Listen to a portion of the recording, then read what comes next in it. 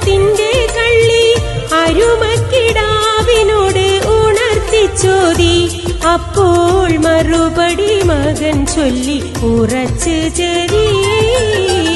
ഇലാഹായ പുരാനോട് ഇരവും പകലും തേടി ഖലീലായ ഇബ്രാഹിം നബിക്ക് കിട്ടി.